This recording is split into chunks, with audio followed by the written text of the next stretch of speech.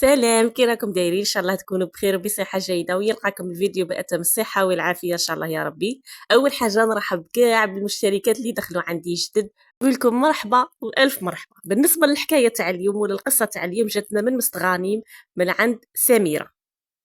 اسمي سميره، زدت وكبرت في مستغاني، المدينه اللي يقولوا عليها فيها الجمال وفيها الهم. كنت البنت الوسطى في دارنا، عندي خويا كبير سموه اسلام، واختي الصغيره سموها لاميه. بويا كان معروف، كان مدير تاع البنكة في الولاية، راجل جاي كيما نقولوا يبغي النظام بزاف وما يبغيش اللي يغلط معاه، والناس كامل تحترمه. وما سموها خديجة، كانت معلمة في الابتدائي، جاية هادئة وعاقلة، الناس كي تشوفها تشوف المثال المرأة المتربية والمثقفة. كبرت في دار في الحق ما ناقصها والو، بصح ناقصتها غير حاجة وهي الحنانة. بويا ما كانش يضحك معانا بزاف، كان يشوف كل شي بالحساب، وانا كنت نبغي الحياة ونبغي الغنى ونبغي نقرا نبغي نرسم. المهم كانت عندي احلام بزاف، كنت دائما نقول لما باغيه في المستقبل نولي فنانه، ما قصدي نولي فنانه في الرسم ماشي فنانه تاع غنى. المهم كملت الليسي تاعي وجبت الباك بالمعدل للشباب، ودخلت للجامعه نقرا، درت التخصص علم النفس. كانت مرحله شابه بزاف في حياتي، وكما تعرفوا في الجامعة فيها الكور وفيها التيدي. أنا في التيدي كان يقرأ معايا واحد سموه مراد، كان من معسكر وكان داير نفس التخصص نتاعي. كان إنسان مؤدب وجاي ذكي وكلامه شباب بزاف، يعرف كيفاش يختار الكلمة اللي تطيح في القلب. بدينا نحكو ونتلاقوا في المكتبة، نحضروا الدروس كيف كيف، نحس روحي معاه غاية، نحس واحد الشعور كشغل مختلف. هو كان خدام وفي نفس الوقت يقرا، كان يجي غير تيدي والكور انا اللي كنت ندير له الفوتوكوبي على الدروس. المهم كنت معاوناته بزاف.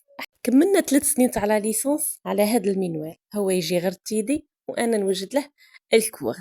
المهم تخرجنا ودينا علامه شابه في التخرج. هو قرر باش ما يكملش ماستر وانا كملت الماستر تاعي، ومن بعد عامين تاع الماستر جا خطبني، قرر باش يجي يخطبني، جا لدارنا بصفه رسميه. المهم بويا كي شافه ما كاش مقتنع بيه، قال لي ولد معسكر وشايخ خدم ومشي من مستوانا، بصح ما شافت فيه الطيبه، وانا كنت باغيه ندي هذيك التجربه، قلت غير القرايه كملتها. بين الخطبه والعرس قعدنا 6 اشهر، هذا ما كان غير قد ما نوجد انا صوالحي ما كنتش واجده. المهم تزوجنا ودخلت في حياه جديده، كنا نسكنوا وحدنا، ما سكننيش مع العائله تاعه. الشهور الأولى فاتوا شابين، كل صباح يفطرني يهضر معايا غاية، يعاونني في المطبخ، كنت نحس روحي أسعد إنسان. بعد عام ربي رزقني بولد سميته إياد، وبعد عامين جبت سارة. كنت نقول الحمد لله ربي عطاني عائلة نعيش على خاطرها. قعدنا 3 سنين ونص عايشين غاية، ما عندنا حس في الدار، ما عندنا مشاكل، هو يخدم وانا قاعدة في الدار. كملت الدراسة تاعي وما بغيتش انا اللي ما بغيتش نخدم. حتى جا داك النهار المشؤوم وين مراد خسر خدمته في الشركة، وبدات الضغوطات والاعصاب وكل شيء بدا يتبدل في حياتنا. الفقر والشك بدا يدخل، هو كان يروح من الصباح ما يجيش حتى لليل، يجي يرقد وصاي، هذا ما كان. كل شيء تبدل في حياتنا، ما كان هضره، ما كان ضحكه، ما يحوس على ولاده كيما كان. المهم يجيب لنا داك المصروف يحطه ويروح يرقد، وقعدنا على هذا الحال لمده 6 اشهر. هنا انا قررت باش ندخل نخدم، حوست وحطيت لي CV، وراكم عارفين بلادنا. اخيرا لقيت خدمه في لاكريش، بصح هو ما تحملش يشوفني الناجحه، راكم عارفين الراجل ولا يشك فيا على كل صغيره وكبيره. المديره تاع لاكريش كانت دايره ترونسبور للاطفال نتاعها، وهذاك اللي يسوق هذيك المركبه كنت نروح ونجي معاه، بحكم كانوا معايا ولادي تانيك في لاكريش. قلت نقص على روحي ماشي كل يوم ندي طاكسي ونجيب طاكسي، وهذوك الدراهم تاع الطاكسي نزيدهم في روحي. تاجا النهار وين شافني مراد راكبه معاه، انا ما كنتش نركب معاه من القدام، كنت نركب من الروض، واللوطو باينه بلي تاع روضه تاع اطفال. انا ما قلتلهش بلي راني نروح ونجي مع هذا، بصح كان كيما نقولوا صغير عليا في اللاج، وباينه بلي المركبه تاع الروضه، شغل ما كانتش عندي نيه هكا خاسره ولا. المهم اللحظه اللي شافه حبس اللوطو وبدا الزقا، هرس المرايه تاع اللوطو وجرني من شعري وقدام ولادي وقدام الشعب. الجوارين ما كانش كاع اللي يهضر، عارفينه باللي راجلي ما كانش كاع اللي بغى يدخل روحه. رحت غضبانه لدارنا، بصح الخوف كان يربطني. بويا كان ضد هذا الزواج، وكلمة نطلق مستحيل نقولها قدامه. المهم غضبت سيمانة ورجعت لداري، وليت نعيش في صمت. قلبي ولا حجر. حبسني من الخدمة اللي كانت تديفولي عليا ونفاجئ عليها مع النساوين اللي يجيبوا ولادهم، مع المديرة، مع المعلمات اللي كانوا معايا. المهم كنت نبدل ساعة بساعة. جمعت فضل مراد ما ولاش غير يسكر، ولا ياكل الحلوى ولا المخدرات. المهم تدوك الدراهم اللي كان يجيبهم لنا مصروف ولا ياكل بهم هما الدواء كيما نقولوا احنا في مستغاني.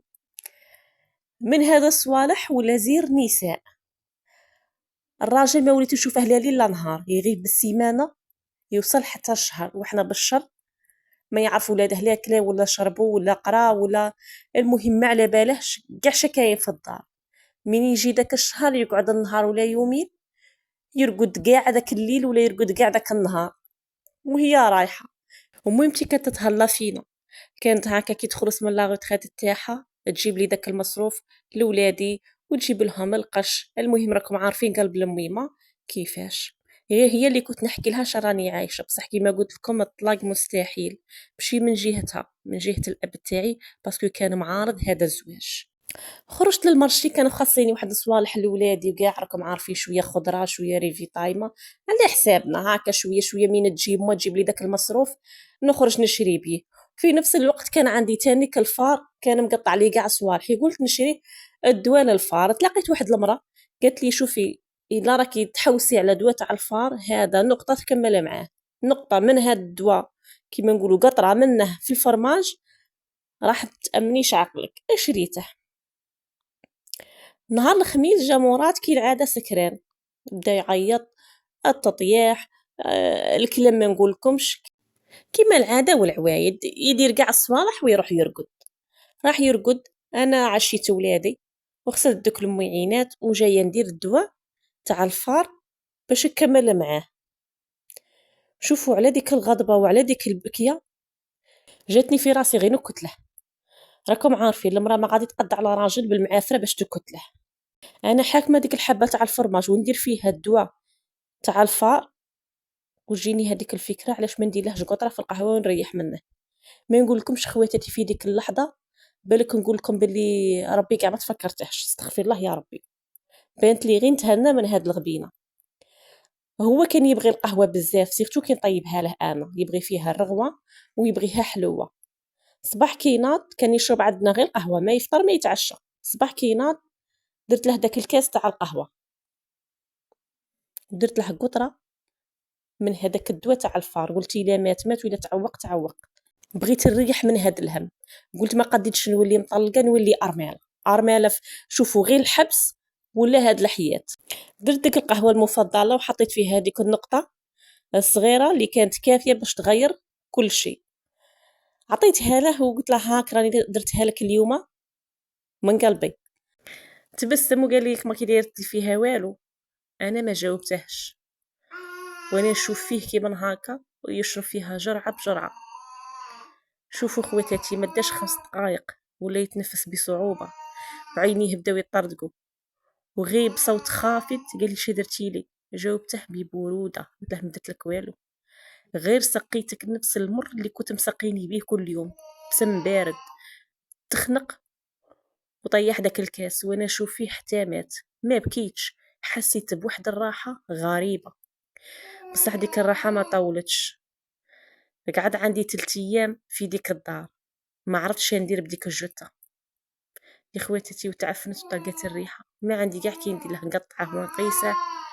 المهم ما عرفتش كيفاش نتصرف في ديك الجثه، وكيما لقيت ما ندير عيطت لما. ما راحت عيطت للشرطه وجاو عندي. وين حليت الباب اياد ولدي قال لهم ماما دارت القهوه لبويا ومات. جات الشرطه العلميه وانا رحت لمركز الشرطه واحترفت في التحقيق بكلش.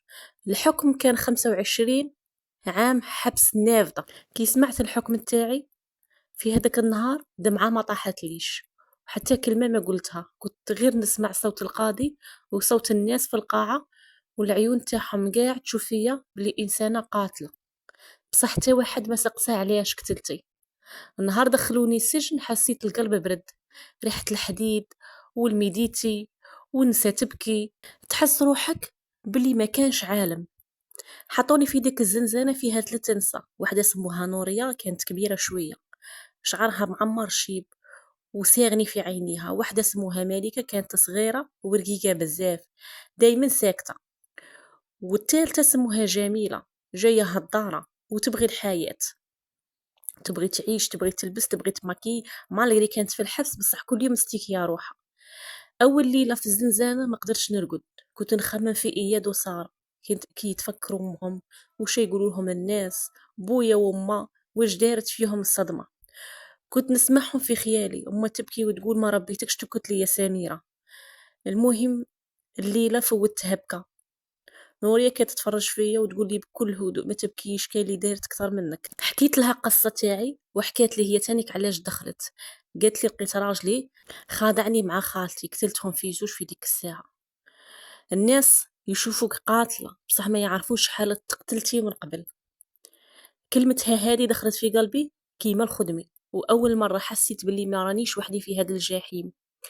ليام فاتوا ولينا عائله صغيره في الحبس، نتقاسموا الخبز ونحكوا سرارنا، نضحكوا ونبكوا. المهم كل نهار كان يشبه لخوه. انا مي كنت قاريه علم النفس عينوني باش نخدم في المكتبه تاع الحبس، وفي نفس الوقت كنت نطالع على الكتوبه ونكتب يومياتي اللي كانت في الحبس.